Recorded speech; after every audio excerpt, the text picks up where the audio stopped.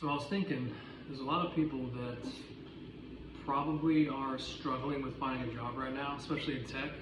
There's a lot of layoffs. Even at my, I work in one of the big five, big tech.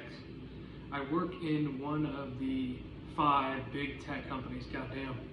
And we did a shitload of layoffs. And I've got my girlfriend and a couple friends that are looking for jobs currently in tech. So it's definitely not easy right now. So I wanted to kind of maybe walk through my story of how I got into tech. So let's start from the beginning, right? I'm an average guy. Like, I'm not insanely smart. I'm not crazy. I mean, I'm pretty ambitious, pretty decent conscientiousness from the start. But I did shitty in school. I was really bad at paying attention, especially in high school. That's when I really started to skip school and skateboard and all those things, and just kind of really hated school. It was just boring. There's too many things to focus on. I really just wanted to hyper focus on video games. Like Halo 2 was out at the time, one of the best games ever, and I was skateboarding. Those are the two things. So I was just trying to improve at skateboarding, and I really just wanted to go pro in Halo 2. Right? So I was hyper focused on those two things, kind of back and forth, but I was not hyper focused on 6 different classes, right? So I ended up dropping out. And I got my diploma from something called like New Beginnings Christian Academy, I think it was. And I went and took some tests and paid a bunch of money, $1,000 or something. So I ended up having a diploma on paper, right? And then I went to a community college studying engineering because my dad passed when I was 5 to cancer, but I knew that he was a software developer. So I was like, okay, I guess I'll just try to do what he did, because my mom was in real estate as a real estate agent. I didn't really want to do that. It was pretty brutal. And so I went the kind of engineering route, and then I ended up doing decent, right? I did my, calculus and all that shit, survived. Actually did pretty good. I think I had a chip on my shoulder because I had an inferiority complex because I did so bad in high school, and all my really close friends were in AP classes. So I was like, all right, I'm in college now. I'm going to compensate, from high school when I fucked up. And so I did decent, and then I moved over to a university, UTA, did some engineering stuff, right, computer science, and by this time I had a help desk job. So I had a friend that he worked and just did basic troubleshooting for a travel company. And he asked me, I think I was working at Olive Garden or something like that, being a server while in college. He's like, hey man, you want to try out this tech thing? All you got to do is just basic troubleshooting, and shit like that. And I didn't know anything about tech.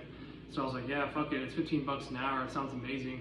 And so, he knew his friend's mom was, I think, an HR lady, HR manager, and I happened to know her too. So again, networking is so big.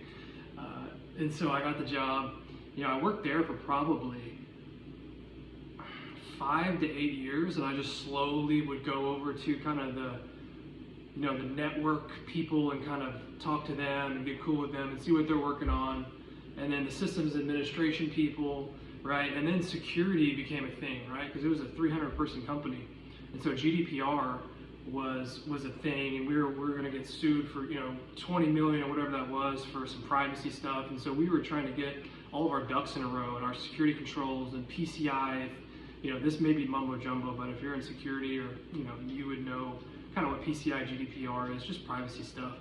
And I started to help with that and just take on little projects here and there. And long story short, 5-7 years later, I had a handful of projects under my belt that had to do with security. And so I ended up applying for like this vendor for one of the big tech companies. And it was like a deployment engineer, right, for some Azure identity stuff, Azure Active Directory, Intune, right, some mobile device management stuff. And then I ended up getting hired somehow. So I went from making $15 an hour, and I think I left that first job at $50,000 a year. And so I left that first job, went from 50 to 72 at the deployment engineer at the second one. I did that for 3 years, which was insanely hard, right? I had to learn how to talk to, I had done troubleshooting with with clients, like travel agents and stuff, help them with email and very basic stuff. I had never done consulting. This was legit. You get on the call and there's like 8 engineers that you are walking through how to deploy security software and protecting these large corporations from all kinds of bad actors and whatnot. So you're helping them deploy that security software from start to finish. I mean, it's pretty hardcore. Like, you have to learn how to really talk to people, ask the right questions, control the room, be a leader, never tell people an answer that you're not sure of, right? Because you can really break things. So a huge learning curve, right? It took me years to not be super stressed. But I eventually got really good at it, and then I was able to make it into big tech, in one of the big tech companies, which was the company that I was a vendor for. And so then I got hired on full time, and that's what I'm doing now. And so again, all I did was I just, at the very beginning, it was networking, right? See if you know someone that works in an industry where they can get you in for some basic help desk stuff. Get in there and just start leveraging relationships. Message people, go walk over. Of course now, everything's from home, but message people in Teams or Slack and find security people and see if there's anything that you can help them with, or anything that they can do to give you advice. And you just try to take projects, do things like that, and just get your resume stacked up, and maybe apply for go get your Security Plus. I always say that. I ended up getting that. Actually, I think it was before that first deployment. Technically, that first security job, I did get the Security Plus. I forgot to mention that. So I think that helped, and then a couple projects I had from that travel job. And then now I have 5 years of experience, so I'm taking the next step, which is that CISSP certification, to really hammer home all of those managerial concepts that you need to know from a chief information security officer standpoint, right? So you're kind of zooming out from all the technical, and you're really thinking on a strategic level about risk and privacy and all that good stuff, which is really, I think, where I need to be, because my brain works more in that strategic zone, the 1 to 5 year plans around security. I like that.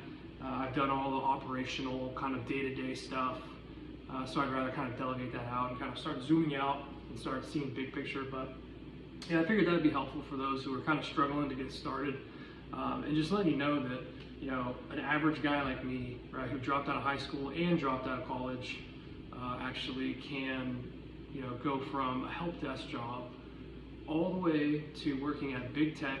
I'm around 150,000 a year, and I'm not capped out, right? There's a job. I'm applying for actually a job that's technical sales, right? That's the next step, which is in the 200s, right? So, the opportunities are endless, right? If you get into help desk, you get into tech, and you start looking at these different specializations, and you go down security like me, and you just keep on building on these skills. Learn how to talk to people, right? So that you can be client-facing. Because if you're working with clients and you're actually consulting or actually doing pre-sales and selling plus technical, you're really going to compound your income that way, and you're going to compound your skills, right? Because you can, you might be able to, you're going to be able to read, you're going to be able to write, you're going to be able to speak, and you're going to have that technical aptitude. Because there's a lot of people post-sales, right, in the consulting, or even working as a just analyst, right? There's so many roles, pen testers, all those people that aren't client-facing, so they have a skill set, but it's one-dimensional, right? They can't talk to people, right? They can't get on a call and read the room and control the room and ask the right questions and listen to people, and walk people through things. They can't talk through their ideas, right? They're not articulate. So if you can get those skills, the speaking skills and the writing skills and the technical, and you combine it, you are going to make some serious money and get really, it opens up a really cool opportunity for you in a lot of those different areas. Like, again, you can do consulting, which is what I'm doing now, which is like post-sales, right? You're working with customers and you're helping them set up software and just shooting shit with them on calls every week, and it's fun, right? It's awesome. And then you could move pre-sales, right? That's where you're trying to help out a sales guy. You might do some proof of concepts. You might do some demos and some workshops to show, hey, here's the product. This is what it can do for you. Do some discovery on the customer, figure out what they need, what problems they have with their maybe the competitors, and then you just kind of just show them, get them excited about the product, show them how it works, and get that technical win. And that's what I'm trying to move into, which is what I was saying is that the technical sales is going to put you in the 200s a lot of the time. So the end goal, man, is start small at the help desk and just slowly build those skills all the way up. And before you know it, for me, it's been 12 years since I got that help desk job. I'm 30, about to be 33. I got it at 20. 12, 13 years later, and you could probably cut that in half, right? Because I just didn't know what I was doing. If you know what you're doing every year and you're really applying for the next job and you're networking properly, you can jump and get to where I'm at in half the time or less. So I'd recommend that. So yeah, I hope that was helpful. I am going to, what am I going to do? I'm going to go play Overwatch 2 for the next fucking 4 hours. Peace.